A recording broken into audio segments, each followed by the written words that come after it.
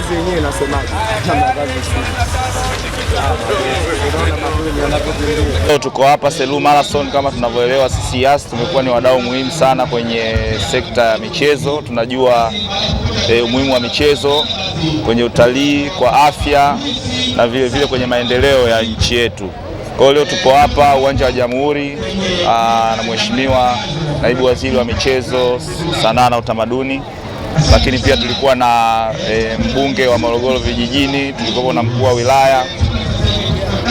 Sisi kama mnavyoelewa, kama kampuni ya mawasiliano, wajibu wetu ni kuhakikisha kwenye shughuli kama hizi mawasiliano yanaenda vizuri, lakini vile vile tungependa wananchi wajue kwamba sasa hivi Yas ndio mtandao mpana zaidi, ndio mtandao wenye kasi zaidi Tanzania, na ndio mtandao ambao unaaminika kwa huduma za kimawasiliano.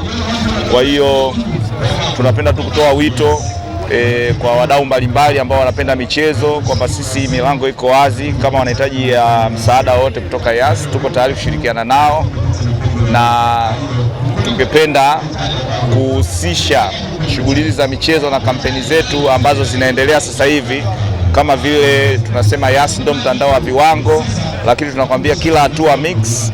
Lakini vile vile tuna ile kampeni yetu wanasema ikiingia tu goli, kwa maana ya kwamba kuna wateja wetu ambao watapata fursa kwenda kuangalia kombe la dunia kule Mexico kwa hisani ya Yas. Kwa kupartner na waandaaji wa mbio hizi za Selous Marathon na mdhamini mkuu ambaye alikuwa ni TCB Bank, na tumeona mwaka huu mbio hizi zimekuwa kubwa zaidi. Nadhani kwa idadi ya watu zinaweza zikawa ni za pili Tanzania. Watu zaidi ya 10,000 walijiandikisha kushiriki, na nadhani mmeona vibe. Sasa hivi hata ukitaka kubuku SGR kutoka Dar kuja Molo, kuanzia juzi zimejaa kwenda la kurudi. Kwa hiyo ni mambo mazuri kwa mkoa wetu wa Morogoro kwenye masuala ya utalii, lakini vile vile kuhamasisha shughuli za afya, sanaa, michezo na vitu kama hivyo. Timu ambazo tumekubaliana ambazo tutazibeba ni kwamba kuifanya Morogoro ya kijani, na sote mnajua kwamba dunia, lakini pamoja na Tanzania ambayo pia imesubscribe kwenye hiyo cause, kuhakikisha kwamba tunatunza mazingira yetu, kuhakikisha kwamba tunaishi katika dunia ambayo ni salama kwa vizazi vya sasa na vizazi vijavyo.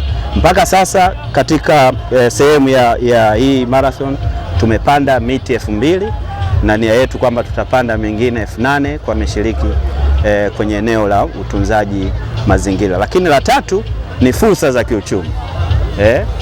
Tulikuwa tumepanga tupate washiriki 10,000 na mpaka juzi tiketi zote zilikuwa zimeisha, lakini zaidi ya hao 10,000 tumepata Watanzania wengi zaidi ambao hawakupata fursa ya kujiorodhesha ambao wameshiriki nasi. Shukuru Mungu kwa kupata nafasi hii ya kushiriki Selous Marathon na kuibuka kuwa mshindi wa kwanza mwaka huu.